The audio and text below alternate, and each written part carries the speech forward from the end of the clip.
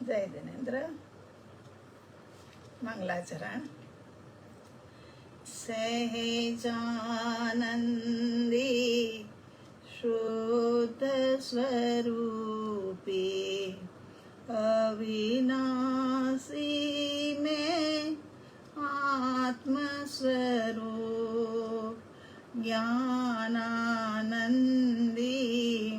पूर्ण निराकुल सदा प्रकाशित मेरा रूप सर्वांग सुखमय आह अलौकिक हूँ मैं परमात्मा स्वरूप। मैं तो आनंद घन आत्मा नित्यानंदी सिद्ध स्वरूप नित्यानंदी सिद्ध स्वरूप। देव गुरु की आज्ञा लेकर के आज का स्वाध्याय बेन श्री बेन चंपा बेन लिखित स्वानुभूति दर्शन बुक के अंदर से प्रश्न नंबर 18 के ऊपर आज हम चर्चा करेंगे। पिछली चर्चा हमारी बहुत ही महत्वपूर्ण चर्चा थी ज्ञान और दृष्टि के विषय में। दृष्टि क्या है, ज्ञान क्या है, ये सब बातें आप लोगों की समझ में आ गई होगी। अगर उसके अंदर में कहीं पर भी समझ में नहीं आया हो तो तुरंत प्रश्न डाल करके और ज्यादा समाधान ले लेना। अब हमें आज जो समझना है वो द्रव्य गुण पर्याय के विषय में अभी भी लोगों की थोड़ी असमंजसता है। अभी भी लग रहा है कि ये तीनों अलग अलग है ना। तो अब उसके विषय में हम समझेंगे, क्योंकि हमारे पास कोई आते हैं और जो चर्चा होती है उससे भी हम समझ पाते हैं कि अच्छा ये तो है ना, द्रव्य गुण पर्याय तीनों को अलग अलग समझ रहे हैं। और देखते देखते ये स्वानुभूति दर्शन के अंदर में भी ये प्रश्न आया। स्वानुभूति दर्शन पूरी पढ़ते पढ़ते हमें ऐसा ही लगता है कि हमारे जैसे बुद्धू लोगों का ही सवाल होगा, हमें ही नहीं समझ आता होगा। इस कारण से ये स्वानुभूति दर्शन लिखी गई होगी। तो प्रश्न पहले देखते हैं। प्रश्न है 18 नंबर का है। शुद्धता त्रिकाल द्रव्य में रहती है और अशुद्धता पर्याय में होती है, तो क्या द्रव्य और पर्याय ऐसी सीमा युक्त दो भाग है क्या, कि एक भाग जो है वो द्रव्य का, दूसरा भाग है वो गुण का, तीसरा भाग है वो पर्याय का? क्या ऐसा है? ऐसा नहीं है। ये तीनों अवस्थाएं द्रव्य की ही है। द्रव्य की अवस्था को ही अभी पूरी तरह से हम समझ नहीं पाए हैं, और ये सब समझना बहुत आवश्यक है। ये जब समझेंगे तभी जाकर के निर्भर होकर के अपना निर्णय कर पाएंगे। जब तक श्रुत के माध्यम से सुनेंगे नहीं, समझेंगे, चिंतन और मनन करेंगे, तब जाकर के निर्णय होगा। निर्णय एक बहुत ही बड़ी जिम्मेदारी है, और जब निर्णय हो जाता है उसके बाद में ही क्या है कि पुरुषार्थ को तीव्र वेग मिलता है। तो यहाँ ये तीनों चीज क्या अलग अलग है? दो के बारे में पूछा है, मगर यहाँ घर पर आए थे उन्होंने तो तीनों के बारे में पूछा था। द्रव्य जो मूल वस्तु है, समाधान में कहते हैं कि द्रव्य जो मूल वस्तु है उसमें यदि अशुद्धता घुस जाए तो द्रव्य के स्वभाव का तो नाश ही हो जाए, है ना, कि जो मूल द्रव्य है उसी के अंदर में अशुद्धि घुस जाए, उससे विपरीत अवस्था घुस जाए, मतलब प्रवेश कर जाए।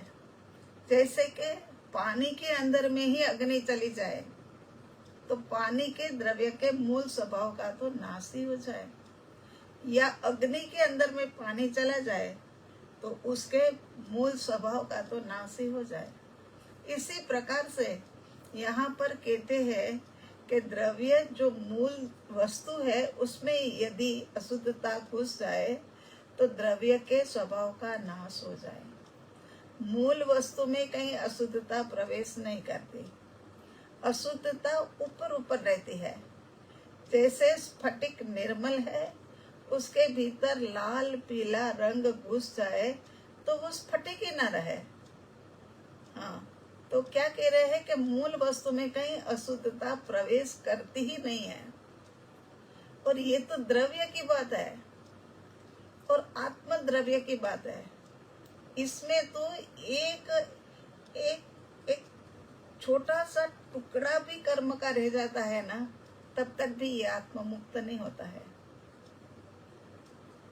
तो अगर द्रव्य के अंदर में अशुद्धि आ जाए तो आत्मा कभी भी मुक्त नहीं होगा।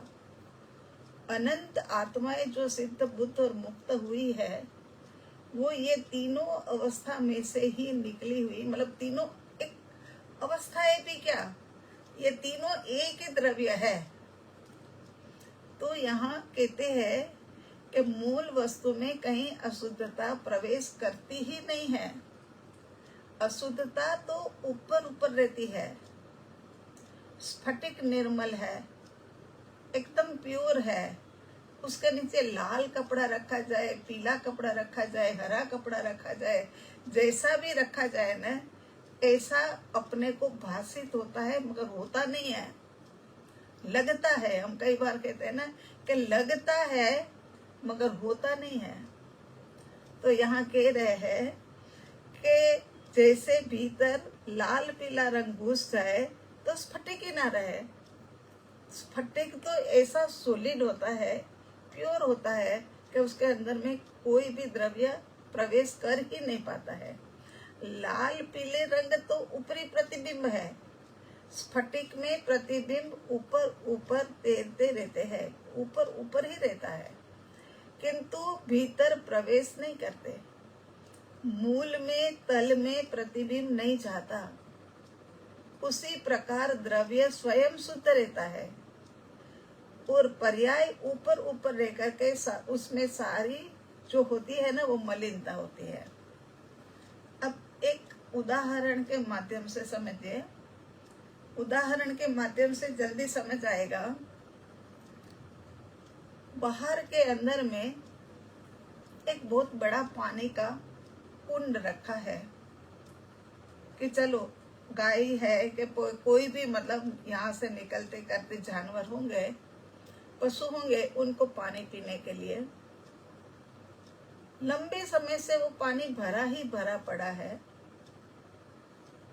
और पानी भरा हुआ रहने से उसमें हवा और भेज दोनों मिल जाने के कारण से एक प्रकार की नमी हो जाती है ना। इस कारण से उसके ऊपर में जो है ना, वो हम गुजराती तो सेवाड़ बोलते हैं, उसके ऊपर में जो काई आ जाती है ना, वो काई आ जाएगी। ऊपर ऊपर में काई है, नीचे नीचे में पानी है, और नीचे बिल्कुल नीचे में प्योर पानी है। अब क्या हुआ, जो ये पानी का एक कुंड भरा हुआ रखा है ना, वो एक आत्मा है, और उसके ऊपर जो काई आ गई है, काई आ गई है, वो पर्याय है, वो अशुद्धि है। वो काई है ना, पानी के भीतर नहीं चली गई, काई तो ऊपर ऊपर ही है, और काई को हटाया भी जा सकता है। और काई एक अशुद्ध दशा है। ये अशुद्ध दशा निकल भी सकती है और पानी प्योर हो भी जाता है। और पानी का स्वभाव जो है, गुण जो है, वो पानी के भीतर में रहा हुआ है। पानी का गुण कहीं से भी खंडित नहीं हुआ है कि ये काई लग गई तो अब पानी पानी नहीं रहा। एक प्रोसेस के माध्यम से काई को हटा करके पानी उपयोग में लिया जा सकता है। अब बात समझ आई? ये द्रव्य की ही अवस्था है। द्रव्य जो है उसके ऊपर में जो ये बहिर्मुखी दशा के कारण से राग, द्वेष, विषय, कषाय, मिथ्यात्व, अवरत, प्रमाद इत्यादि के कारण से जो एक पर्याय की अशुद्धता आ गई है वो है, उसमें ही है, मगर उसको हटाई जा सकती है। जैसे पानी के कुंड में से काई को हटाया जा सकता है, वैसे ही पर द्रव्य में से आई हुई जो अशुद्धि है पर्याय में, उसको हटाया जा सकता है। ये आत्मा के ऊपर ही लगी है और आत्मा की ही ये अवस्थाओं के अंदर में एक पर्याय नाम दिया है, वो पर्याय अशुद्ध है। और जो पानी का स्वभाव है, पानी का जो गुण है शीतलता का, वो कहीं पर भी ऐसा वैसा नहीं हुआ, वो तो बरकरार है, जैसा है वैसा ही है। इसी प्रकार से यहाँ असंख्यात प्रदेशी अनंत गुण वाला, अनंत धर्मों वाला जो आत्मा है, उनकी जो निर्मलता है वो बरकरार है। उनके एक द्रव्य, एक प्रदेश भी कम ज्यादा नहीं हुए हैं। इसी कारण से हमें ये ध्यान रखना है कि ये तीनों अवस्था अलग नहीं है, वो एक द्रव्य की ही अवस्था है। ठीक है? द्रव्य की अवस्थाओं को हमने ये समझ लिया कि ये तीनों द्रव्य गुण पर्याय अलग है। अनंत गुणों का धारक मैं, अनंत गुणों के अंदर में रहता हुआ मैं अगर अशुद्ध हो जाऊं तो फिर मैं द्रव्य ही कहेगा, तो फिर ये पर्याय मेरे ऊपर हावी हो गई, तो ये काई जो है वो पानी के ऊपर हावी हो गई। वो काई को तो हटाया जा सकेगा। इसी प्रकार से पर्याय की अशुद्धि को हटाई जा सकती है। ये पर्याय की अशुद्धि हटेगी और ये द्रव्य शुद्ध होकर के, निर्मल होकर के अपने असंख्यात आत्म प्रदेश के साथ साथ में अनंत गुणों को लिए हुए सिद्ध, बुद्ध और मुक्त हो जाएगा। ऐसी ये बात है। मगर जब तक समझ में नहीं आया हो तब तक लगता है कि नहीं, ये द्रव्य गुण पर्याय तीनों अलग अलग है। कोई भी चीज का अर्थ जब समझ में नहीं आए ना, तब तक अपन है ना वहां रुक तो नहीं जाते हैं, मगर उलट पुलट सोच लेते हैं। और उलट पुलट सोच लेने के कारण से ही क्या है कि हम मार्ग तक मतलब पूरा पहुंचते नहीं है। जब मार्ग तक हम पहुंचे नहीं तो फिर मंजिल तक, वहां जाने तक तो पहुंचने का कोई सवाल ही नहीं उठता। तो और क्या होता है कि जो अशुद्धि होती है ना, वो यहाँ पर होती है, और जो द्रव्य को प्राप्त करना है वो तल में, हमने पहले भी कहा था कि तल तक पहुंचना पड़ेगा। तल तक हम पहुंचेंगे तब जाकर के ये हमें अनुभूति होगी कि आहा, मैं तो असंख्यात प्रदेशी अनंत गुणों से युक्त ऐसा आत्मा हूं। मगर हम तो यहाँ रह करके ही बस इसी में ही फंस जाते हैं और राग और द्वेष के आवेश में आकर के नए नए कर्म के आवरण आत्मा के ऊपर डालते रहते हैं। वो पानी वहीं के वहीं पड़ा है, उसके ऊपर और काय और काय और काय, एक एक परत और आती जाएगी, है ना। तो यहाँ यही कहना है कि शुद्धि जो है वो तल में है, तल तक जाना पड़ेगा। तल तक जाने के लिए ध्यान दशा में कहा जाता है कि शांत और स्थिर भाव में आओ। अंदर से एक रोम भी ना हिले, एक प्रदेश भी ना हिले, एक पर्याय भी ना हिले, इस प्रकार की शांति और स्थिरता, गहरी शांति और स्थिरता। जब भीतर में गहन शांति और स्थिरता आती है, तब जाकर के क्या है कि अपने को एक अनुभूति के लिए मार्ग मिलता है और जीव स्वसन्मुख होकर के भी मिथ्यात्वी रह करके भी स्वसन्मुख हो जाता है। कल भी हमने कहा था कि मिथ्यात्व दशा में ही अनुभव करने वाला जीव होता है, वो मिथ्यात्वी ही होता है। और मिथ्यात्व दशा में रह करके ही वो स्व का अनुभव करता है और संपत्ति कहा जाता है। ठीक है ना? तो ये यहाँ पर कहना यही है कि ये तीनों चीजों को अलग नहीं समझते हुए, ये तीनों द्रव्य के अंदर में द्रव्य की अवस्थाएं है, द्रव्य की पर्याय है। ये द्रव्य की पर्याय शुद्ध होने वाली है, जरूर होगी। हमें तो यहाँ तक का भरोसा है कि ये द्रव्य की पर्याय शुद्ध होगी और एक दिन ये जन्म मरण के कष्टों से हम मुक्त हो जाएंगे। मगर बस जो चाहिए पर्याय को, वहां से काय को हटाने के लिए जो मेहनत करनी पड़े, वो मेहनत करते हैं। इसी प्रकार से यहाँ पर भी जो ये काई लग गई है ना पर्याय के ऊपर, अशुद्धि की, क्योंकि वो पर में गई इसीलिए। वो पानी तो पड़ा था, पानी किसी को बुलाने नहीं गया, मगर ऐसे ही पड़ा था तो पर से बाहर से, मतलब ये मेल, मिट्टी, हवा और नमी, ये सब मिलने के कारण से ये काई जम गई। और अब उनको हटाने का पुरुषार्थ नहीं करने के कारण से फिर और अधिक होते हुए वो पपड़ी एकदम पतली सी थी, वो मोटी मोटी मोटी होकर के बहुत बड़ी हो गई। अब पर्याय को शुद्ध करने के लिए हमारी समझ में यही है कि तीन प्रकार के भाव है, शुभ, अशुभ और शुद्ध। ये तो बराबर ख्याल है ना?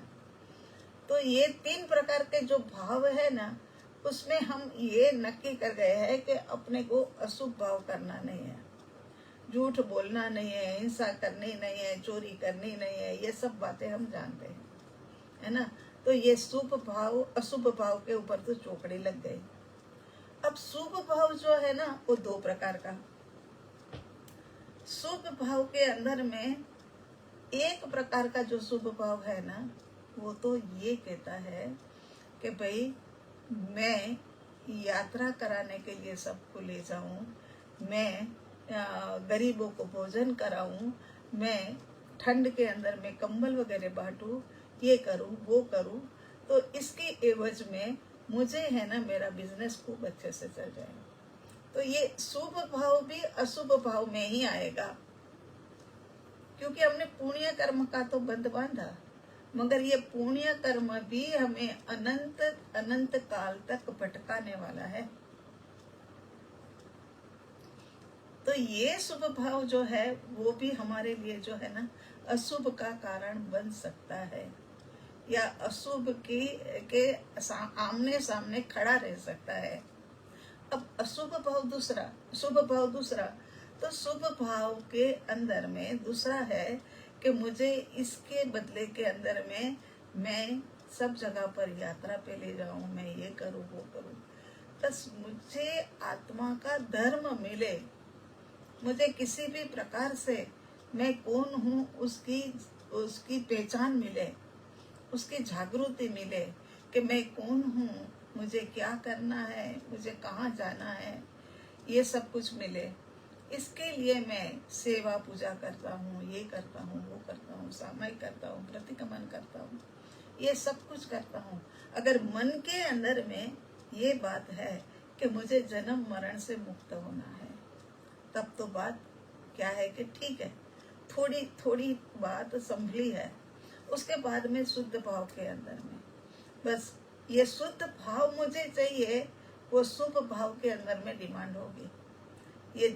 ये होगा कि मुझे सच्चा धर्म मिले, मुझे ये सेवा पूजा, ये सामूहिक प्रतिक्रमण, ये व्रत तपस्या, ये सब चीजें ठीक है, लेकिन फिर भी मेरी आत्मा को इससे कोई उत्थान नहीं, मेरी पर्याय की अशुद्धि नहीं टलेगी।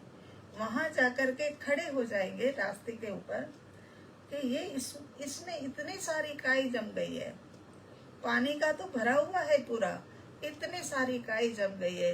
हे प्रभु, ये काई निकल जाए, हे प्रभु ये काई निकल जाए तो अच्छा है। अगर ये काई निकल जाएगी ना, तो फिर मैं क्या है कि ऐसा करूंगा कि भाई मैं कहीं ना कहीं यात्रा पे सबको ले जाऊंगा, मैं परमात्मा की सेवा पूजा करूंगा, मैं सामूहिक और प्रतिक्रमण करूंगा, ये सब कुछ करूंगा। यहाँ पर्याय को कोई फर्क नहीं पड़ा, वहां काई को कोई फर्क नहीं पड़ा। उससे काई को लेना देना ही क्या है ना। ये तो कर्म का बंधन बांधा, और कार्मण शरीर तो आपको पता है चौकीदार है। वो चौकीदार को मिल करके क्या मिलेगा, क्या मिलेगा? चौकीदार तो चौकीदारी ही कर रहा है ना। ये कार्मण शरीर चौकीदार है, और ये चौकीदार को मिल करके हमें कोई लाभ ज्यादा होने वाला नहीं है। तो ये अब शुद्ध धर्म के अंदर में हम आए, उसके अंदर में अंदर जा, जहां तेरा कर्म है वहां तक तो तू पहुंचा नहीं, और तू बाहर के अंदर में रहा। जहां पर काम करना चाहिए था वहां तो तूने काम किया नहीं। ये पर्दा मैला हो गया है, ये पर्दा मैला हो गया है, तो मुझे ये पर्दे को ही धोना चाहिए, तब जाकर के ये साफ होगा। या ड्राई क्लीनिंग में देना चाहिए, कुछ भी करना चाहिए, तब जाकर के ये पर्दा साफ होगा। लेकिन वो कार्य तो हम करते नहीं है, और बस बोलते रहते हैं कि पर्दा मैला हो गया है, ये है ना साफ करना है, बस साफ हो जाए तो अच्छा है। चलो किसी न किसी तरीके से मैं झाप वगैरह शुरू कर दूं तो ये पर्दा साफ हो जाए, तो नहीं होने वाला। जहां पर ये जो मलिनता लगी है ना, वहां तक पहुंचेंगे ना, तब जाकर के ये मलिनता जाएगी। अब क्या हुआ है कि ये शुद्ध भाव, हमारा कर्म जो है वो आत्मा के आसपास में लगा है, कार्मण शरीर में लगा है। अब कार्मण शरीर कैसे नष्ट हो, उसका उपाय हमें करना है कि ये कार्मण शरीर किस प्रकार से नष्ट हो सके। तो कार्मण शरीर को नष्ट करने के लिए परमात्मा की वाणी कहती है कि तू अंतर्मुखी दशा में आ जा। तो अंतर्मुखी दशा में आ जाएगा तो एक प्रकार का तेरा बाहर से कनेक्शन टूट जाएगा, और कनेक्शन टूटेगा, उसी के साथ में कार्मण शरीर भी अंदर में कर्मों का आना बंद हो जाएगा। चौकीदार ने दरवाजा बंद कर दिया है ना। तो फिर अब क्या हुआ कि ये दरवाजा बंद हो गया, और मेरा उपयोग अंदर है, अंदर गया उपयोग। जैसे ही अंदर गया तो फिर वो क्या है, एक प्रकार की ऊर्जा जागृत हुई। एक एक आत्म प्रदेशों के अंदर में अनंती ऊर्जा है, अनंती ऊर्जा है, अनंती ऊर्जा नहीं, अनंती असंख्यात आत्म प्रदेश, एक एक में अनंती ऊर्जा है। तो जैसे ही उपयोग अंदर गया कि अंदर की ऊर्जा जागृत हो गई।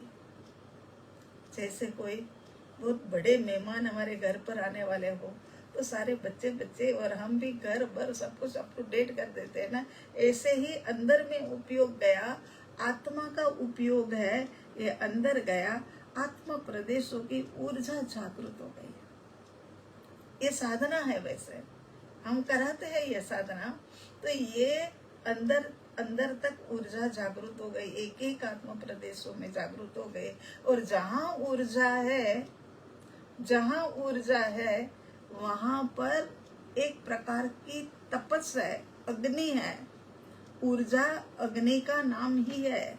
ऊर्जा के माध्यम से ही तो कितनी ट्रेन चलती है, प्लेन चलते हैं, कितनी ही फैक्ट्रियां चलती है, ये सब कुछ चलता है। तो अंदर की ऊर्जा हमारी चालू हो गई, ये जागृत हो गई। तो ये ऊर्जा इतनी गर्म हो गई कि कार्बन शरीर जो है ना वो तपने लग गया, और उसमें से कुछ कर्म के आवरण जो थे ना वो सारे के सारे खिरने लग गए। सारे आवरण जो है वो खिरने लग गए, और आवरण खिरने लगे इस कारण से ये कार्बन शरीर जो है ना वो थोड़ा बोझिल कम हुआ। और बोझिल कम होने के कारण से क्या है कि उपयोग ने आत्मा की एक समय की अनुभूति करी।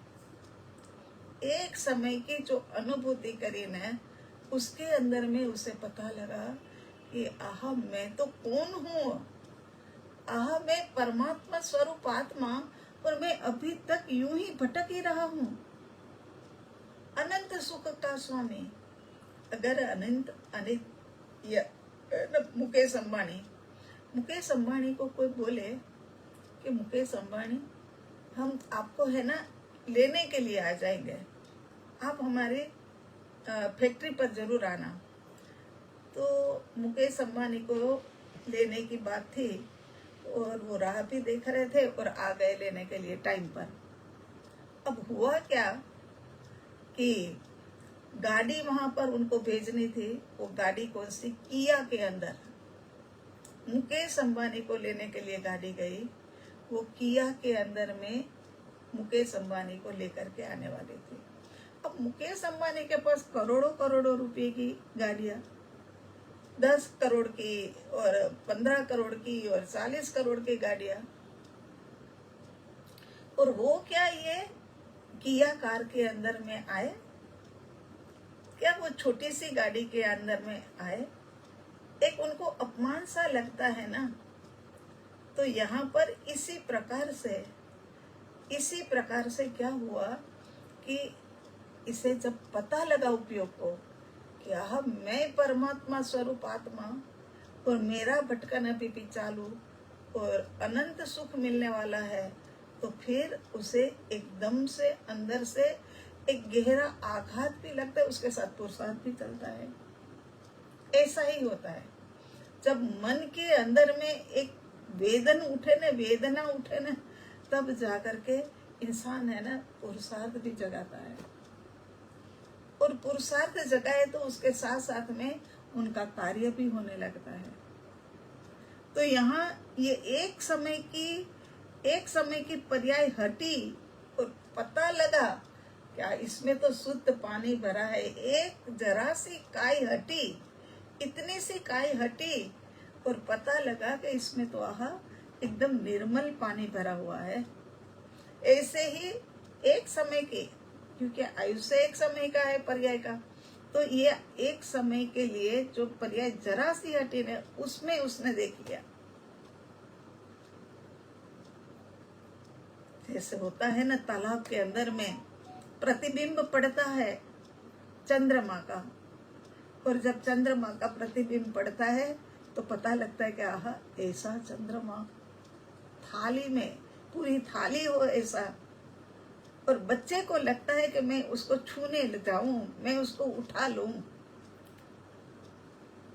तो इसी प्रकार यहाँ पर कह रहे हैं कि वो जो अनंत अनंत गुणों का अनुभव आंशिक रूप में ही किया है, तब भी रस लग गया कि मैं तो जीत सकता हूँ, मैं तो बिजनेस कर सकता हूँ, मैं तो परमात्मा बन सकता हूँ, मैं तो केवल ज्ञान को प्राप्त कर सकता हूँ।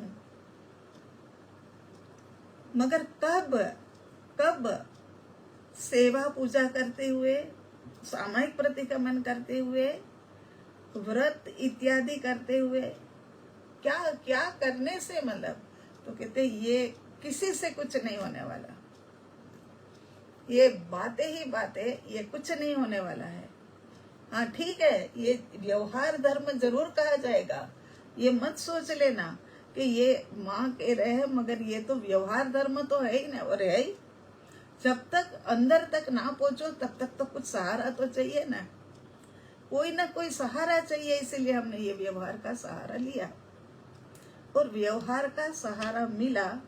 और उसी के अंदर में से ढूंढते ढूंढते एक धार्मिकता की हमारे ऊपर छाप लगी थी, तो वो छाप के कारण से, प्रिंट के कारण से धीरे धीरे धीरे एक सच्चा धर्म की ओर भी हम आगे बढ़े, अध्यात्म की ओर भी हम आगे बढ़े। ये जो सही धर्म है ना, दृष्टि है ना, उसको ही अध्यात्म कहते हैं। अध्यात्म में से ही निकली हुई दृष्टि है। तो फिर आगे क्या, तो अंतर्मुखी दशा में जब जाएंगे नहीं न, तब तक ये हमारा काला कलुटा बोझिल हो गया हुआ जो हमारा कार्बन शरीर है ना, वो खत्म होने वाला नहीं है। क्योंकि जहां पर मलिनता है वहीं पर तो सफाई करनी है, और हम सफाई और जगह करने लग गए। पर्दा ये मेला है और निकाल करके कल ही लगाया था उसको धोने में डाल दिया, तो ये पर्दा कभी भी नहीं साफ होगा।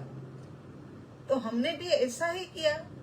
व्यवहार धर्म से ही हमें मुक्ति मिलेगी, व्यवहार धर्म से ही हमें प्राप्ति होगी। व्यवहार धर्म तुम्हें निश्चय तक जरूर पहुंचाएगा। ये फिर से बहुत ही जरूरी बात है, इसलिए फिर से सुनना कि ये व्यवहार धर्म जो बाहर का धर्म जो है ना, वो हमें निश्चय तक पहुंचा सकता है, लेकिन हमें सिद्धालय के अंदर में स्थित नहीं कर सकता। सिद्धालय में स्थित होने के लिए तो हमें एक ही काम करना पड़ेगा कि अंतर्मुखी दशा, अंदर अंदर अंदर अंदर अंदर अंदर, आहा मैं शुद्ध आत्मा, ऐसी शुद्धता की एक लगन लग जाए। बस तू ही तू प्रभु, तू ही तू, तू ही तू प्रभु, तू ही तू, ऐसी ऐसी लगन लग जाए कि तेरे अलावा और कुछ भी नहीं चाहिए। तब जाकर के बाहरी हमारा जीवन जो भी है वो भी कसायों से, मंद कसायों के अंदर में जीवन जीने लगेंगे हम। कसाई भी मंद हो जाएगी, विषय भी मंद हो जाएगा, सोना भी कम हो जाएगा, सब कुछ कम, मंद मंद। तो यहाँ द्रव्य गुण पर्याय एक द्रव्य की ही अवस्था है। बस एक पर्याय, एक समय के लिए जरा सा हवा का झोंका आया और जरा सा हटा और पता लगा क्या है, इसमें तो लबालब पानी भरा पड़ा है। ऐसे ही जैसे एक शुद्ध भाव का झोंका आया और ये पता लग गया कि आहा ये तो लबालब अनंत गुणों से भरा हुआ है, और ये अनंत गुण फिर उसके लिए मालकियत भी है, पर्याय के पास भी है। मगर पर्याय कौन सी वाली? निरपेक्ष पर्याय। पर निरपेक्ष पर्याय द्रव्य के समीप रह करके द्रव्य ही बन गई। इसी प्रकार से ये जो पर्याय पर सापेक्ष पर्याय है वो बाहर में रही, तो फिर उसने तो कर्म का कूड़ा ही इकट्ठा किया। अब निर्णय, इसके ऊपर सोचना, चिंतन करना, एक दो बार सुनना कि द्रव्य गुण पर्याय तीनों अलग अलग नहीं है, तीनों के तीनों एक समान एक साथ ही है। ये द्रव्य की ही सारी अवस्थाएं है।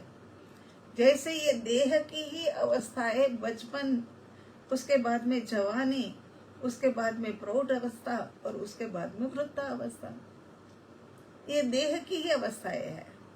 इसी प्रकार से वो भी द्रव्य गुण पर्याय, ये तीनों द्रव्य की ही अवस्था है। ठीक है, आज तो बस इतना ही हुआ। लाल पीले रंग तो ऊपरी प्रतिबिंब है, स्फटिक में प्रतिबिंब ऊपर ऊपर रहते हैं किंतु भीतर में प्रवेश नहीं कर जाते। वो काय पानी के साथ मिक्स नहीं हुई, पानी ऐसा का ऐसा ही निर्मल, पर्याय अशुद्ध है, मगर वो ऐसा का ऐसा ही, ऐसी की पानी द्रव्य तो ऐसा का ऐसा ही शुद्ध है।